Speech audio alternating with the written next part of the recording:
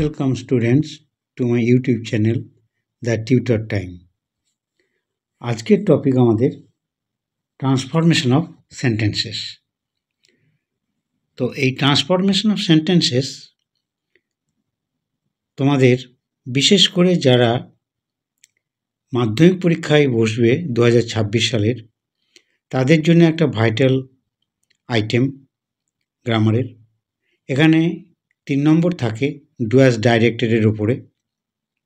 সেখানে narration change, voice change, transformation of sentences এই মিলিয়ে 3টি নম্বর থাকে, 3টি করতে হয়। তো আমরা যে ট্রান্সফরমেশন অফ সেন্টেন্স আজকে করব সে বিষয়ে আশা করি এই ভিডিওটা তোমাদের খুবই উপকারে আসবে। তাই তোমাদের কাছে আমার প্রথম অনুরোধ যে ভিডিওটা দেখার আগে আমি তোমাদের অনুরোধ করছি লাইক, শেয়ার, সাবস্ক্রাইব করো। আর আমি নতুন নতুন ভিডিও বানানোর ইন্সপিরেশন পাই। তো যাক, শুরু করা যাক। প্রথমেই ট্রান্সফরমেশন অফ সেন্টেন্সেস, এটি একটা মানে হচ্ছে যে একটা সেন্টেন্স থেকে অন্য সেন্টেন্সে তুমি কিভাবে সেটাকে নিয়ে যাবে বা কনভার্ট করবে উইদাউট চেঞ্জিং ইটস মিনিং, এর অর্থের পরিবর্তন না ঘটিয়ে। ঠিক আছে? তো প্রথমটা হচ্ছে interchange of exclamatory and assertive sentences. অর্থাৎ এক্সক্লামেটরি থাকলে তুমি অ্যাসার্টিভ করবে, আবার অ্যাসার্টিভ থাকলে এক্সক্লামেটরি করবে, দুটোই হতে পারে। তো কখনো এক্সক্লামেটরি থেকে অ্যাসার্টিভ করতে দেয়, কখনো অ্যাসার্টিভ থেকে এক্সক্লামেটরি করতে দেয়, এটি মাথায় রাখতে হবে। তো প্রথম সেন্টেন্সটি লক্ষ্য করো, হোয়াট এ ফুল ইউ আর। এটা একটা এক্সক্লামেটরি সেন্টেন্স। লাস্টে কী রকম আছে দেখো, একটা এক্সক্লামেশনের সাইন রয়েছে, নোট অফ এক্সক্লামেশন বলা হয়। ঠিক আছে? এই যে একটা বাংলায় পূর্ণচ্ছেদ, তার নিচে ফুল স্টপ, এটি তোমাদের দেখেই বুঝতে পারবে যে নোট অফ এক্সক্লামেশন বা বিস্ময়সূচক চিহ্ন। এই ধরনের সেন্টেন্স হচ্ছে আমাদের এক্সক্লামেটরি সেন্টেন্স। তো এটাকে অ্যাসার্টিভ করতে হবে। কি? যে এক্সক্লামেটরি সেন্টেন্সে প্রথমে হোয়াট, হাউ এই সমস্ত থাকে, বা maximum exclamatory sentence how, what দিয়ে শুরু হয়। তো হোয়াটের পরিবর্তে অ্যাডজেক্টিভের আগে গ্রেড বসবে। ফুল হচ্ছে অ্যাডজেক্টিভ, তার আগে গ্রেড বসেছে। হাউ থাকলে ভেরি বা গ্রেড দুটি হতে পারে। অ্যাডজেক্টিভের আগে গ্রেড, এটি বসবে, মাথায় রাখতে হবে। তাহলে কি হলো? হোয়াট এ ফুল ইউ আর, বাংলাটা হচ্ছে তুমি কত বোকা। এর অ্যাসার্টিভ করবে যখন, তাহলে ইউ আর এ গ্রেট ফুল, তুমি একটি নিরেট বোকা, এরকম মানে হবে। ঠিক আছে? বা তুমি কত বোকা। 2 নম্বর সেন্টেন্স লক্ষ্য করো, what a dangerous thing a little learning is. এটা এক্সক্লামেটরি সেন্টেন্স, দেখি বুঝতে পারছো। তো প্রত্যেকটা এক্সক্লামেটরি সেন্টেন্সকে যখন করবে, তো হাউ বা হোয়াটের জায়গায় গ্রেট, ভেরি এগুলো বসে। তো অ্যাসার্টিভ করবে কিভাবে? এখানে দেখো, এ লিটিল লার্নিং, এটি আমাদের সাবজেক্ট করতে হবে। তাহলে এ little learning is a very dangerous thing. এই যে ডেঞ্জারাস, এটি হচ্ছে অ্যাডজেক্টিভ, তার আগে ভেরি বসছে, দেখতেই পাচ্ছ। তাহলে কি হলো? What a dangerous thing a little learning is, এটিকে তুমি কনভার্ট করছো অ্যাসার্টিভ সেন্টেন্সে। তাহলে হবে a little learning is a very dangerous thing. ঠিক আছে? এবারে দেখো 3 নম্বরটা, how selfish I have been, মানে আমি কত স্বার্থপর। ঠিক আছে? তো এটাকে তুমি অ্যাসার্টিভ করবে, I have been very shellfish, তার মানে আমি খুব স্বার্থপর। ঠিক আছে, এই যে সেলফিশটা আমাদের অ্যাডজেক্টিভ, তার আগে ভেরি বসেছে। হাউ থাকলে তোমাদের ভেরি বা গ্রেট এরকম হবে। হোয়াট, হাউ এর জায়গায় গ্রেট বা ভেরি বসাতে হবে। এখানে গ্রেট সেলফিশ নয়, ভেরি সেলফিশ। ঠিক আছে, এবারে দেখো example 4, how beautiful the night is. রাত্রিটা কত সুন্দর। ঠিক আছে, তাহলে এই দ্য নাইট এটিকে সাবজেক্ট করে নিয়ে আসবে। দ্য নাইট ইজ, তারপরে কি হবে, হাউ এর জন্য ভেরি, আর অ্যাডজেক্টিভ আমাদের বিউটিফুল, তাহলে তার আগে ভেরি বসেছে, তাহলে কি দাঁড়ালো, the night is very beautiful. খুব সহজেই করতে পারছো, এভাবে দেখে নেবে। তারপরে দেখো what a pity. What a pity, পিটিটা হচ্ছে অ্যাডজেক্টিভ, তাহলে এর আগে what a pity it is এই কথাটি বললে সেন্টেন্সটা সম্পূর্ণ হতো। এটা আমাদের ধরে নিতে হবে। What a pity it is, এইটি সেন্টেন্সটার মিনিং। তাহলে তুমি যখন অ্যাসার্টিভ করবে তোমাকে লিখতে হবে it is a great pity.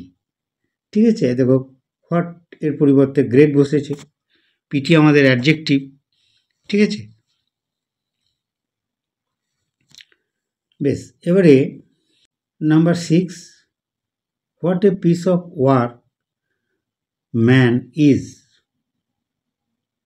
ঠিক আছে, মানে লোকটি কি দারুণ কাজের, এরকম আমরা যখন বলি।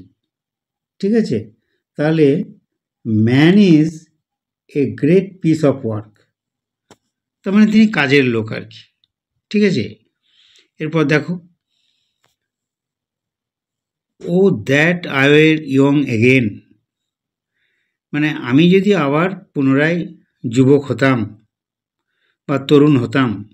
এই যে মনের ইচ্ছা, একটা বয়সে এসে এসে ভাবছে পুরনো দিনের কথা বা আগের তার শৈশবের কথা, সেটিকে তুমি যখন অ্যাসার্টিভ করবে, I wish I were young again, I wish I were young again, এটি করতে হবে। বেশ, এবারে had I the riches of Solomon. ঠিক আছে, তার মানে আমি যদি সলোমনের মতো ধনী হতাম, রাজা সলমন। ঠিক আছে, তো সেখানে উইশ বোঝাচ্ছি, তাহলে I wish I had the riches of Solomon.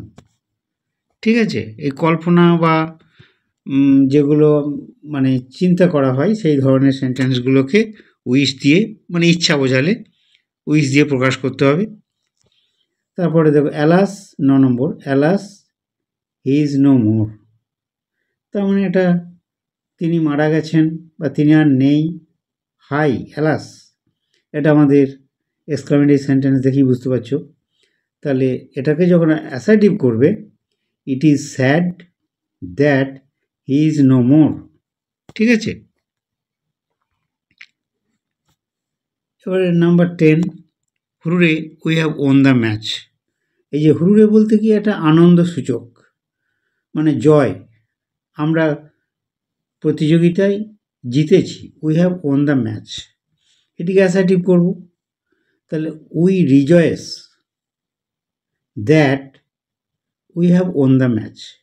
এই রিজয়েসটা হচ্ছে একটা আনন্দসূচক ওয়ার্ড।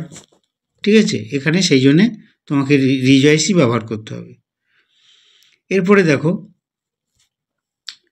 ইন্টারোগেটিভ টু অ্যাসার্টিভ অথবা অ্যাসার্টিভ টু ইন্টারোগেটিভ। মানে ইন্টারোগেটিভ দেওয়া থাকলে তুমি অ্যাসার্টিভ করবে কিভাবে, আর অ্যাসার্টিভ দেওয়া থাকলে ইন্টারোগেটিভ করবে কিভাবে। ঠিক আছে, 1 নম্বর সেন্টেন্সটা লক্ষ্য করো, হু does not want to be happy, মানে কে সুখী হতে চায় না, এটি আমরা অ্যাসার্টিভ করব। তার মানে কি, কে সুখী হতে চায় না, অ্যাসার্টিভটা প্রত্যেকেই সুখী হতে চায়, everyone wants to be happy. তখন তুমি নোট অফ ইন্টারোগেশন যেটা, অর্থাৎ জিজ্ঞাসাসূচক চিহ্ন এটি কিন্তু উঠে যাবে যখন অ্যাসার্টিভ করছো, এটি মাথায় রাখবে, ফুল স্টপ হবে। ভুল করে তুমি ইন্টারোগেটিভ দিয়ে দিলে চিহ্নটা, তুমি সেন্টেন্সটা ঠিক করলেও নম্বর দেবে না, এটি মাথায় রাখতে হবে।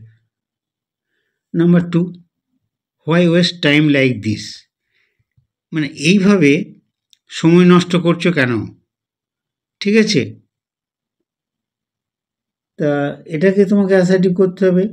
দেখো, it is unwise to waste time like this, মানে এইভাবে সময় নষ্ট করা একটা বোকামি বা নির্বুদ্ধিতা।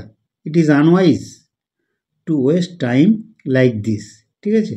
অথবা এটিকে আরেকভাবে বলা যায়, you should not waste time like this, অর্থাৎ এইভাবে সময় নষ্ট করা উচিত নয়, ঠিক আছে। এটি গেল আমাদের ইন্টারোগেটিভ টু অ্যাসার্টিভ বা অ্যাসার্টিভ টু ইন্টারোগেটিভ, অর্থাৎ ইন্টারোগেটিভ দেওয়া থাকলে তুমি অ্যাসার্টিভ করতে পারবে, অ্যাসার্টিভ দেওয়া থাকলেও ইন্টারোগেটিভ করতে পারবে। এবার দেখো ইন্টারোগেটিভিটি 3 নম্বরটা, can a dog change his nature, একটা কুকুর তার স্বভাব পাল্টাতে পারে,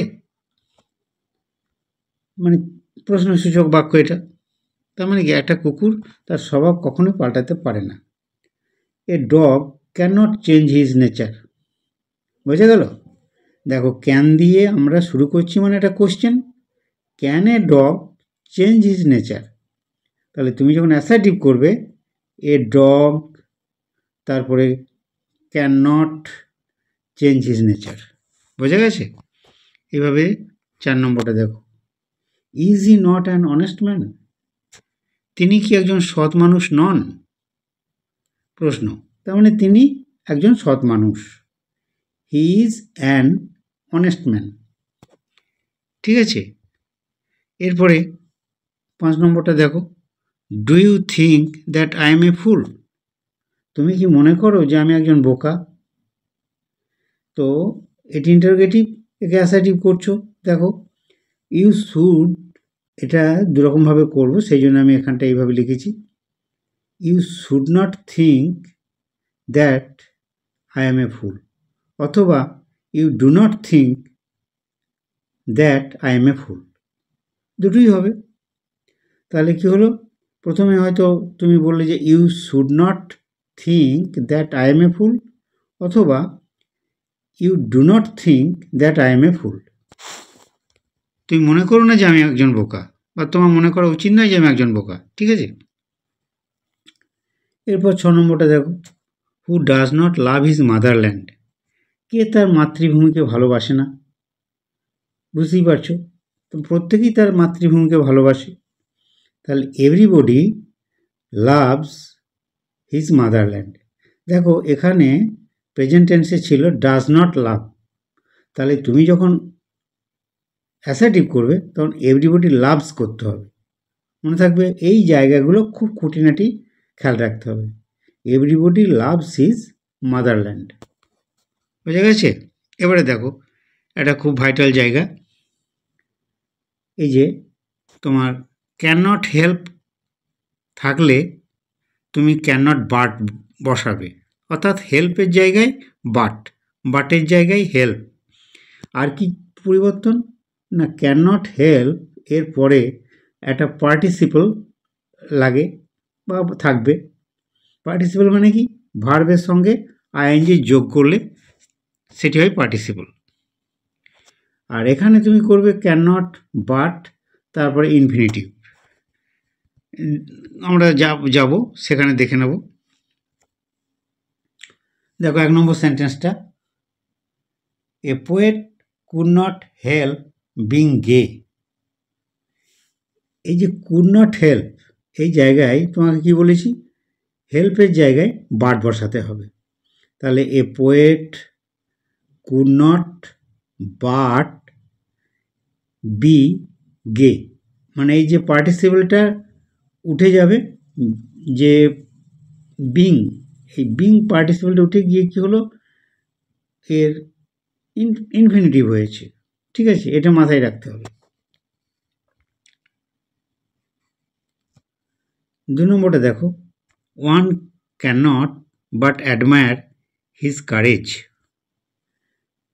এবার তুমি বলতে পারবে, দেখো বাটের জায়গায় হেল্প হবে, তাহলে কি হলো, ওয়ান ক্যান নট হেল্প, বাটের জায়গায় হেল্প হলো, অ্যাডমায়ার এর সঙ্গে আইএনজি যোগ করতে হবে, তাহলে অ্যাডমায়ারিং হিজ কারেজ। অর্থাৎ one can not but admire his courage, বাটের জায়গায় হেল্প হবে, হলো, আর বাটের পরে যে ভার্বটা থাকবে সেই ভার্বের শেষে আইএনজি যোগ করবে, তাহলেই হয়ে গেল one can not help অ্যাডমায়ারিং his courage. দুটো জায়গায় খেয়াল রাখতে হবে, বাটের জায়গায় হেল্প বসবে এবং বাটের পরে যে ভার্বটা থাকে তার সঙ্গে আইএনজি যোগ করতে হবে, বাকি সব ঠিক আছে। এরপরে দেখো 3 নম্বর, she can not but shed tears. এবারে তোমরা নিজেরাই করতে পারবে, তাহলে সি ক্যান নট, বাটের জায়গায় হেল্প, সেড, বাটের পরে সেড, এই ভার্বের সঙ্গে আইএনজি যোগ, বাকি যা আছে তাই। তাহলে কি হবে, she can not help shedding tears, এই সেড ভার্বের সঙ্গে আইএনজি যোগ করলে এই ডিটা ডবল হয়ে যাবে। কেন হয় জানো না, ডি এর আগে জাস্ট একটি ভাওয়েল রয়েছে, তো কনসোনেন্ট, শেষের কনসোনেন্ট তার আগে যদি একটি ভাওয়েল থাকে, ইটা ভাওয়েল আমাদের, তাহলে তার সঙ্গে আইএনজি যোগ করলে লাস্ট কনসোনেন্টটা ডবল হয়ে যায়, অর্থাৎ ডবল ডি হয়ে যায়। এরকম অনেক উদাহরণ তোমরা পাবে। গেট, জিইটি গেট মনে করো, গেটিং যখন করবে G double T ING getting, এরকম আছে অনেক। যাকে এবারে দেখো নেগেটিভ থেকে অ্যাফার্মেটিভ করা, নেগেটিভ থেকে অ্যাফার্মেটিভ করবে, আবার অনেক সময় দেখবে অনলি আছে, তুমি অনলির পরিবর্তে তোমাকে নান বাট বসাতে হবে, ঠিক আছে, বা নান বাট দেওয়া আছে তুমি অনলি বসালে, এগুলো খেয়াল রাখতে হবে। বেশ, দেখো only a full can do like this, এটি আমাদের আছে অ্যাফার্মেটিভ আছে, একমাত্র বোকায় এটি করতে পারে, লাইক দিস এই ধরনের কাজ করে বা করতে পারে। Only a full can do like this, ঠিক আছে। এবারে তুমি যখন করবে কি না, অনলির জায়গায় নান বাট বসিয়ে দেবে, বাকি যা আছে একই হবে, বোঝা গেল। নেগেটিভ থেকে অ্যাফার্মেটিভ বা অ্যাফার্মেটিভ থেকে নেগেটিভ করতে হলে অনলির জায়গায় নান বাট, আর নান বাট থাকলে অনলি করলেই বাকিটা যা আছে বসিয়ে দেবে, হয়ে গেল।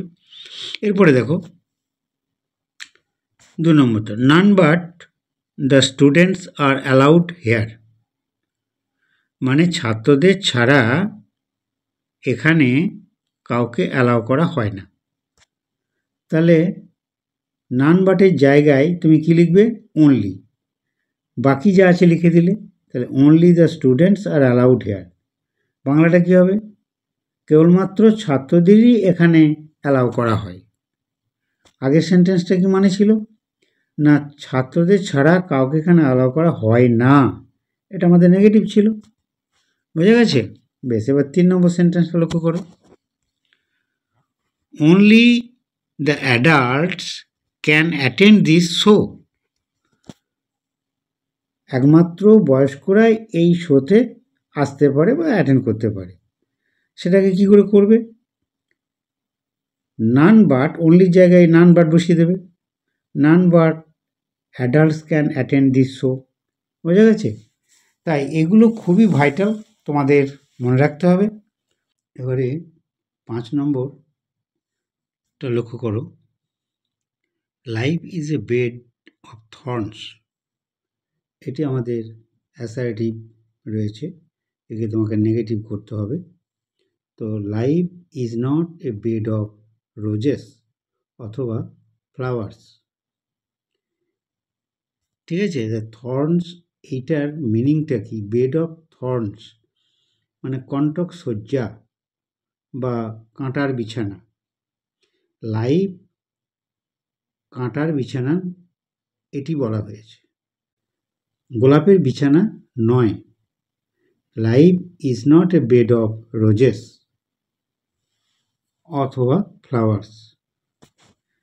মানে জীবনটা খুবই সহজ নয়, এটি এর মিনিং, আসল কথাটা এটাই।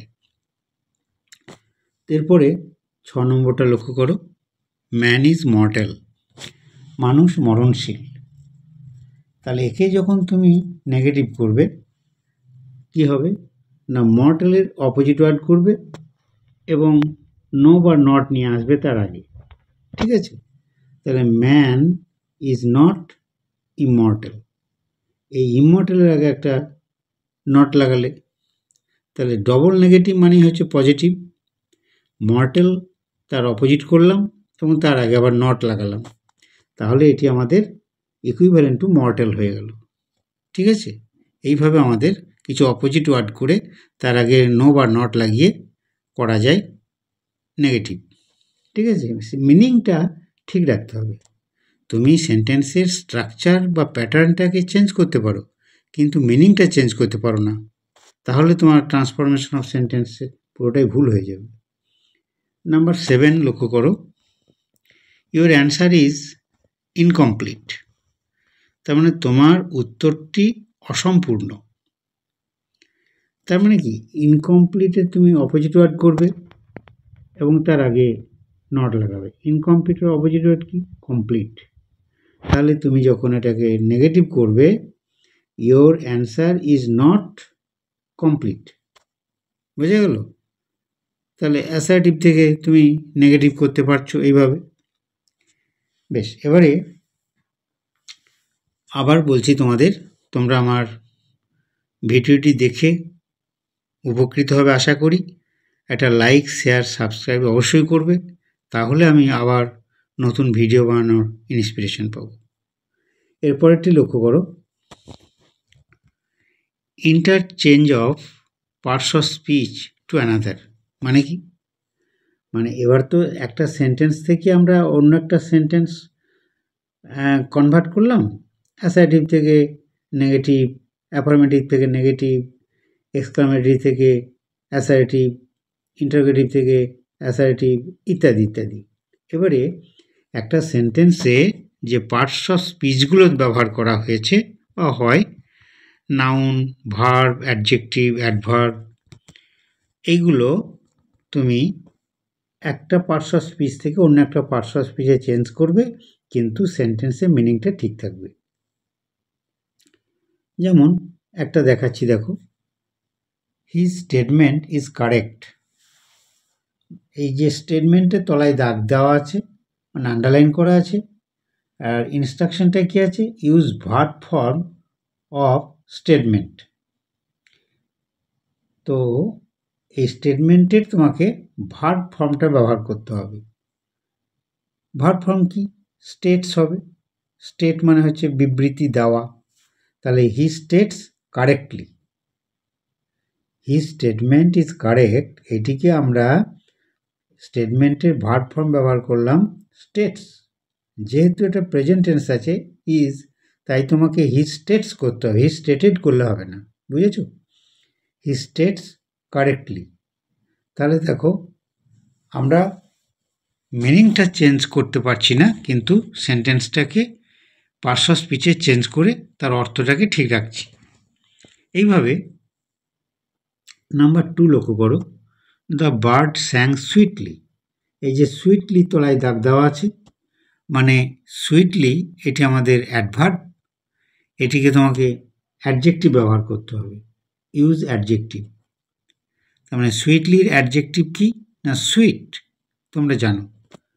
দ্য বার্ড স্যাং সুইটলি, পাখিটি মিষ্টি স্বরে গান গায়, ঠিক আছে?